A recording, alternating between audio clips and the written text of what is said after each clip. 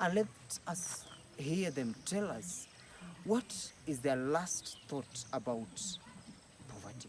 What can they tell the audience? What can they tell you about poverty? And let's start with Pastor Prince. We must get something into context. We have spoken so much about poverty in terms of mentality, in terms of physical and spirituality. And I want to understand that God has given us the principles of riches. There are things that God has put in place that if not done, you will languish in poverty. If you are a believer, there are some things you cannot miss and achieve your end of success. And I can just name one.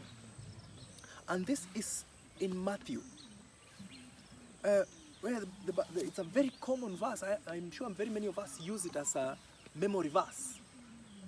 Give, and it will come back to you. Good measure. That is one of the principle of giving. And what men don't know is that give, or the word give, is such a huge word. People just assume it to be something that you offer to another person. But if you look at the dictionary, give is one of the words which has the most number of meanings. If I'm not wrong, up to even 7 meanings. And if you check all those meanings, you'll find that give means one, to perform. It is a duty that is to be performed. Give. Which means it's not just about you having something to give to another. It's about what you have within you that enables you to perform.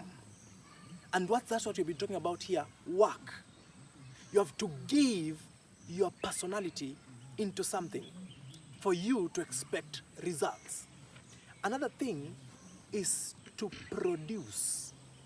And that's very important. Give means production.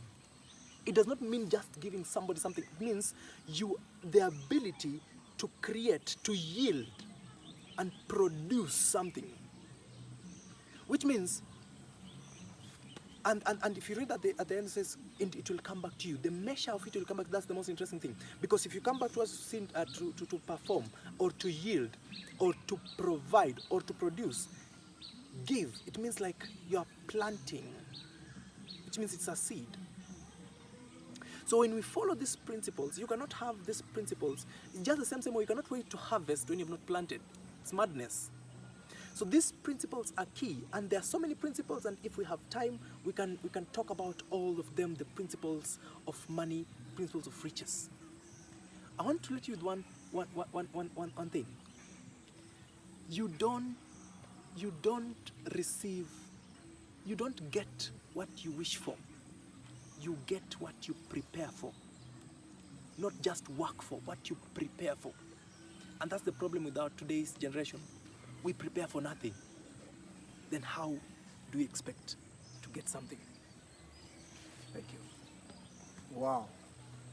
You only get what you prepared for, not what you wish for.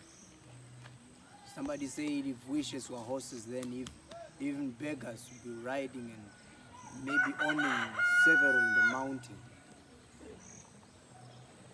What is your last say? What I can say, life is not governed by miracle. Life is governed by principle. And let me talk in the spiritual perspective. The principle of God remains. If you sow a seed, you will have the harvest. And once I was reading one of the best books written by Joel Osteen, 7 Steps of Becoming a Better You.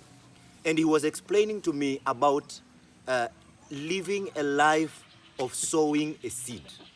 And he was saying, the moment you woke up in the morning, ask yourself, to whom can I be of a blessing? And now I was asking myself when I was reading that article, does it mean I should give money to everybody? Then with time, I read a place and he was saying that being a blesser, it does not mean sharing the material, but asking yourself, you are born again. Whom can I text a message and say, God loves you? That is sowing a seed. And by that, you encourage somebody, and at the end, you have sowed a seed. And there is no way you will sow a seed of love. Then when you expect love, you expect sorrow. That is the principle of God. And I once said, life is a seed. Many of us have failed in life because when we have been given the seed, we eat the seed. And when we eat the seed, we lack what to sow. And when you lack to sow, what to sow, you lack the harvest. That is where we are. And this generation, we lack the seed. That is why we can experience the poverty we are experiencing. Our parents lived in poverty. But let me say that it is a serious mistake for you to die a poor man the way you were born. Because chances happens to us all. And the race is not to the swift, neither the battle to the brilliant. But chances happens to us all.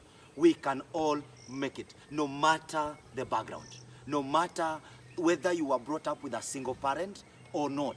But if you change your medulla oblongata, that is the beginning of your success. Thank you.